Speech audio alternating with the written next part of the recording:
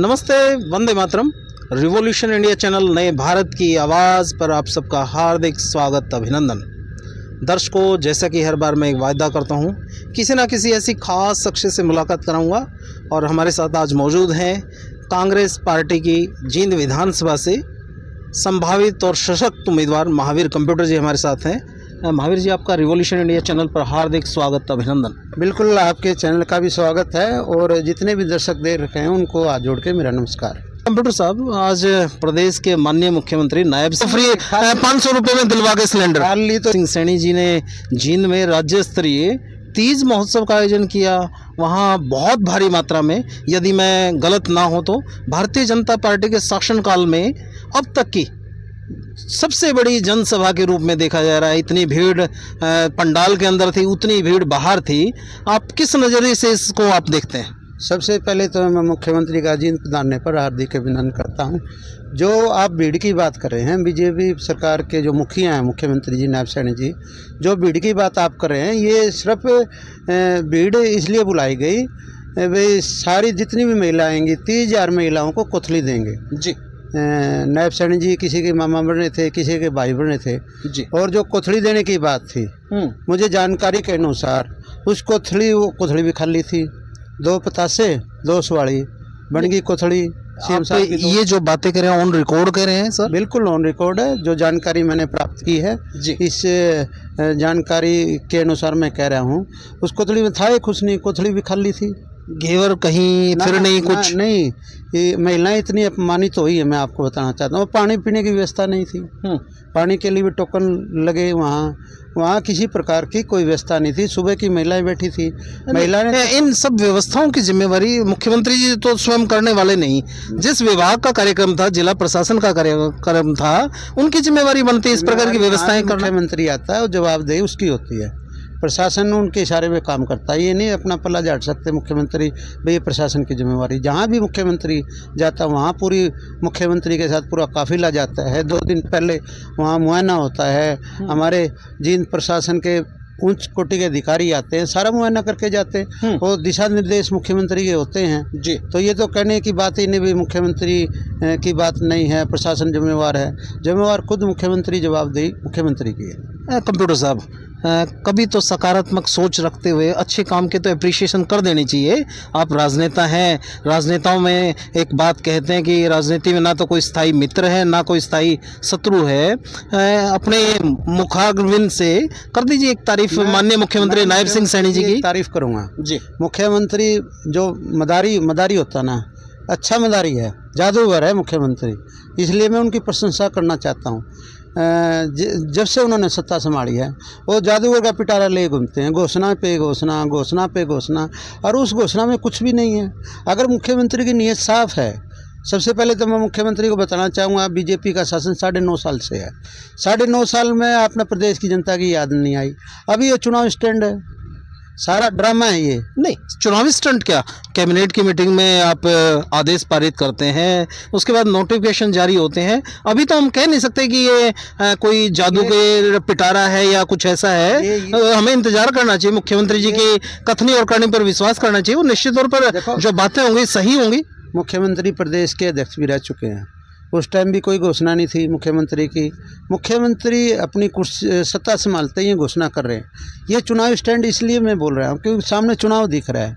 किसी तरह भी ये सत्ता हथियाना चाहते हैं, जितने भी षड्यंत्र रच के सरकारी तंत्र का दुरुपयोग करके ये सत्ता को हथियाना चाहते हैं। अब इनके हाथ में सत्ता आने वाली नहीं। अगर 10 साल में ये जो आज घोषणा करें, 10 साल में इसको अप्लीमेंट करते, अब ये अप्लीमेंट होने वाली भी नहीं, क्योंकि फाइल 50 दिन में तैयार होती है।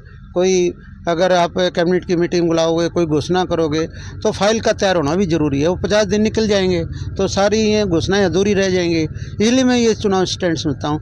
10 साल के शासनकाल में अगर बीजेपी सरकार इन घोषणाओं को इम्प्लीमेंट करती, सबसे पहले तो गठबंधन सरकार ने 5100 पेंशन देने की बात करी थी, वो धराशायी होगी। सरपंचों को ये जो सरपंचों की ग्रांट बंद करी, ये माननीय खट्टर साहब ने करी। तो आप देख रहे हो किसान आंदोलन चला, MSP की बात थी। अरे महावीर जी, अब सारी चीजें वो करने तो लग रहे हैं, ठीक है, कोई मजबूरी रही होगी मनोहर लाल खट्टर जी की, वो नहीं कर पाए, लेकिन नायब सैनी जी तो जिस बात पर मनोहर लाल जी अडिग थे, नहीं कर रहे थे, उन्हीं कामों को करते चल रहे हैं। बिल्कुल, आप ये बात समझे, एक तरफ तो ये मुख्यमंत्री, सुपर मुख्यमंत्री आज भी खट्टर साहब है। ये नहीं, आप किस दावे के साथ ये बातें कह रहे हैं? वो स्वतंत्र प्रभार केंद्र सरकार में मंत्री हैं, आप उनको सुपर सीएम कैसे कह सकते हैं? मैं बताना चाहूँगा, खुद नायब सैनी जी ने माना था, जब भी उन्होंने सत्ता संभाली, उनकी कृपा से मुख्यमंत्री बने हैं। सारी बातों को ये भी कहा था भाई जो खट्टर साहब ने 10 साल के शासनकाल में काम किए हैं, अच्छे किए हैं। अब ये बताओ, अब उनके कामों को जो खट्टर साहब ने करे, उन कामों को आप सही नहीं मानते और उसमें इम्प्लीमेंट करने लग रहे हैं, तो ये तो साबित हो गया भाई मुख्यमंत्री की, खट्टर साहब की कुछ बात और थी, इनकी कुछ और थी। लेकिन कंप्यूटर साहब, हर व्यक्ति, हर राजनीति करने वाले व्यक्ति के ऊपर किसी न किसी एक आका का तो हाथ होता ही है, राजनीतिक गुरु का हाथ होता है। इसमें कोई नई बात नहीं कि भी आप मनोहर लाल खट्टर जी को उनके मतलब ये कह रहे हैं कि सुपर सीएम है, वो स्वतंत्र रूप से फैसले ले रहे हैं। सरकार चंडीगढ़ से चल रही है, दिल्ली से नहीं चल रही, चंडीगढ़ से फैसले लिए जा रहे हैं। नहीं, कोई ये अभी केंद्र से चल रही है सरकार, ये तो स्टम्प मोर है। मैं आपको बताना चाहूँ, ये चलने फिरने वाली कोई बात नहीं है। 50 दिन का ये ड्रामा है, ये करके चले जाएंगे। चौधरी भूपेंद्र सिंह हुड्डा ने जो हरियाणा में काम करके दिखाए हैं, जिनकी नीयत और नीति साफ है, छत्ती बिरादरी के नेता है, किसानों के कर्जे माफ़ करने की बात आई, चौधरी भूपेंद्र सिंह हुड्डा ने की है। तो नहर बनवाने की सिंचाई में बात आई, चौधरी भूपेंद्र सिंह हुड्डा ने की है। 100 गज के प्लाट गरीबों को 3.5 लाख प्लाट दिए, और बिजली प्लांट लगाने का काम चौधरी भूपेंद्र सिंह हुड्डा ने किया, और सड़कों का जाल बिछाया। मेट्रो लगाने में चौधरी भूपेंद्र सिंह और दीपेंद्र हुड्डा की अहम भूमिका रही, चाहे मेट्रो वो गुड़गांव तक हो, चाहे मेट्रो बहादुरगढ़ तक हो, और रेल की परियोजना भी माननीय दीपेंद्र हुड्डा जी भी लाए। ये एक बात बताओ, आप एक योजना तो गिना दो, या तो इन्होंने कारखाना बिजली का लगाया हो, आज बिजली की कितनी किल्लत है, या इन्होंने बहुत बड़ा कोई काम करके प्रदेश के हित में दिखाया हो। क्या आपको नहीं लगता कंप्यूटर साहब, जिस तरीके से त्योहार मनते थे, व्यक्तिगत रूप से, पारिवारिक रूप से त्यौहार मनते थे, एक राज्य स्तर पर एक तीज जैसा त्यौहार, मैं जब महिलाओं से बात कर रहा था, बड़ी खुशी का संचार था उन महिलाओं में। वो कह रही थी बहुत अच्छा एक कार्यक्रम है, एक आपस में समरसता बनती है। वहीं दूसरी तरफ कुछ महिलाओं ने कहा कि कोरोना समय में जो बच्चे अनाथ हो गए थे, जो बच्चियां अनाथ हो गई थी, काश यदि मुख्यमंत्री नायब सैनी इस तीज महोत्सव को उन महिलाओं के लिए, अनाथ बच्चियों को समर्पित करते तो शायद इसका और ज़्यादा फायदा होता। बताओ, तीज की बात है, कोथड़ी देने की बात है ना, उस कार्य को आप बहुत बड़ा कार्य मान रहे हैं। जब मैंने कोथड़ी खाली थी, 2 पतासे, 2 सुहाड़ी, 2 लड्डू। सुधार हो जाएगा अगली बार? नहीं, सुधार अभी नहीं होगा तो कब होगा? अभी तो चुनाव है सामने, चुनाव अभी सुधार नहीं कर सकते तो कब करेंगे? नहीं, मुख्य तो पता मजाक है ना, वहाँ पानी की व्यवस्था है, और जो रोडवेज की बस में महिलाएं आई, इतनी दूर तक आई, वो सारा सरकारी तंत्र का दुरुपयोग है। तो वो मन से नहीं आ रही थी, और एक ये घोषणा की गई थी मौखिक रूप से, मैं उसको आपको बताना चाहूँगा भाई, 21 रुपये कोथड़ी मिलेंगे, उसमें सूट होगा। अब बल्कि ये कहा गया महिलाओं को, भाई तुम जो संस्कृति है हमारी दामन पहनने की या कुर्ता पहनने की, कुर्ती पहनने की, वो पहन के आनी है। दामन तो 5000 रुपये का, कोथड़ी में मिले 2 बिस्कुट, 2 सुहाड़ी, 2 लड्डू। वो तो बिल्कुल इतनी परेशान महिलाएं, इतनी दुखी, सुबह आके बैठ गई थी। अब घर वो जा रही है, किस मुँह से घर जाएंगी? वो कह के आई थी भाई सीएम हमारा भाई है। कोई लड़की आई तो वो करी थी हमारे मामा से कोथली लाएंगे। अब तो वो जो महिलाएं आई थी वो घर गए और ख़रीद के ले गई है, कपड़े खरीद के ले गई है। तो वो अपनी जो मान सम्मान होता है, घर से निकलती है महिलाएं, कुछ कह के तो निकलती है। कंप्यूटर साहब, आपकी हंसी कुछ और बयां कर रही है। ठीक है, उन्होंने जितना उनसे बना उन्होंने कर दिया, आप क्या ऐसा नया करेंगे? उन महिलाओं के जख्मों पर मरहम लगा दीजिए। फिर मैं एक बात बताऊँ, बल्कि याद एक और मजाक हुआ हमारे साथ, तो जो कांग्रेस के मैनिफेस्टो में था जी, वे 500 रुपये का सिलेंडर देंगे, तो हर वर्ग की महिलाओं को देंगे। तो इन्होंने बीपीएल की घोषणा करी है। तो बीपीएल में हर वर्ग की महिलाएं आती है साहब? महिलाएं तो आई ना, पूरे हरियाणा की महिला तो नहीं आई ना, पूरे हरियाणा की महिला कहाँ? आप हरियाणा के सरकार के खजाने को खाली करवाना चाहते हैं क्या? इस प्रकार से सब इन्होंने कर दिया। आज प्रदेश पे कर्ज 3.5 लाख करोड़ का है। इन्होंने खाली खजाना तो इन्होंने कराया है। हमारा तो खजाना लबालब भरा रहता था। चौधरी भूपेंद्र सिंह हुड्डा ने ऐतिहासिक कार्य किए हैं। नहीं, आपने ऐतिहासिक कार्य कर लिए। जब से 66 से हरियाणा बढ़ा है, अनेकों सरकारें आई, लेकिन उसके बाद भी जींद तो अणे खाली है। कंप्यूटर साहब, उसमें सभी सरकारें आई, सत्ता पक्ष की, विपक्ष की, कांग्रेस की, इंडियन नेशनल लोकदल पार्टी, अनेकों पार्टियां, फिर भी जींद जिला तो आज अणे खाली है। वहाँ के लोगों को रोजगार की दरकार है, कहीं इंडस्ट्रियल एरिया की दरकार है।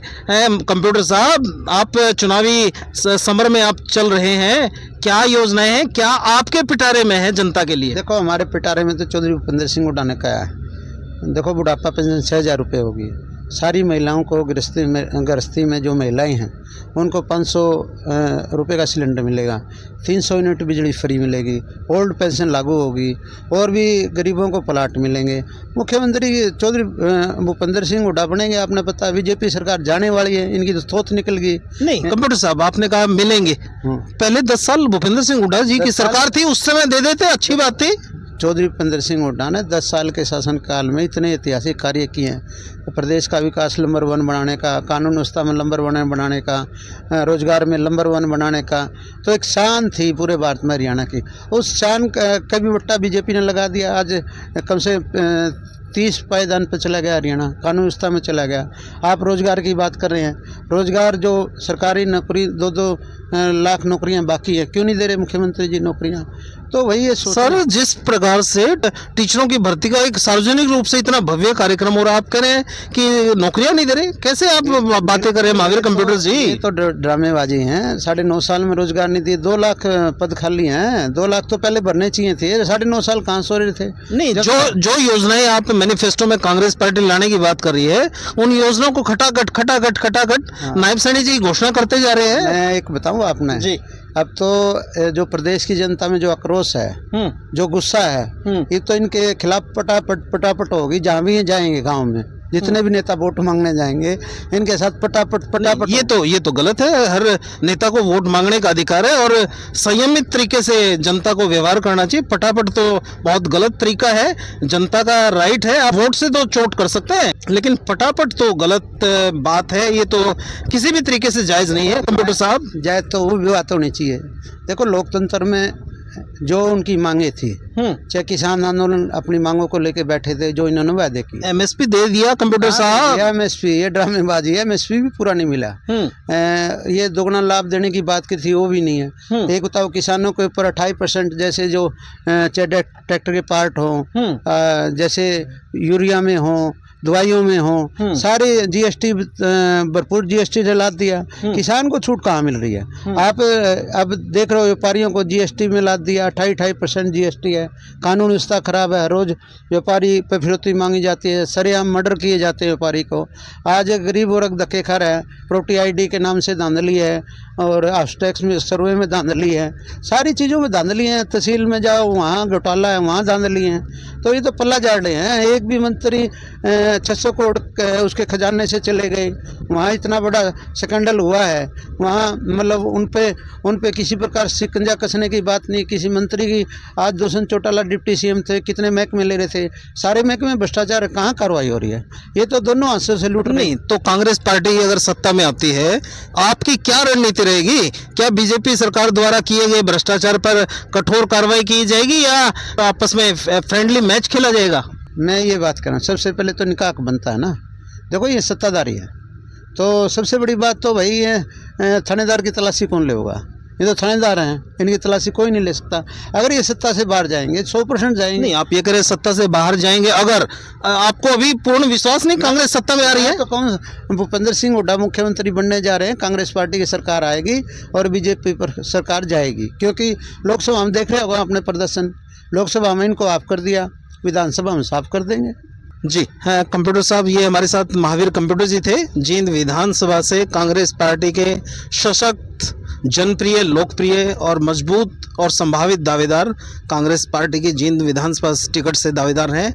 इनसे हमने बहुत सारी राजनीतिक चर्चा की। निश्चित तौर पर हर चर्चा का उद्देश्य जनहित से जुड़े मुद्दों पर राजनेताओं की विचारधारा, नीति और नीयत के बारे में आप सब लोगों को उन जागरूक करना, उनके बारे में आप लोगों को उनकी स्पष्टवादिता के बारे में दर्शाना।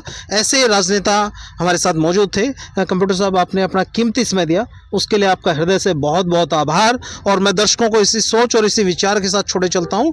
निश्चित तौर पर इस यात्रा को हम ऐसे ही चलते रहेंगे और किसी न किसी अन्य दिन किसी और अन्य मेहमान राजनेता के साथ हम मौजूद रहेंगे। आप देखते रहिए रिवॉल्यूशन इंडिया। जय हिंद, जय भारत, वंदे मातरम।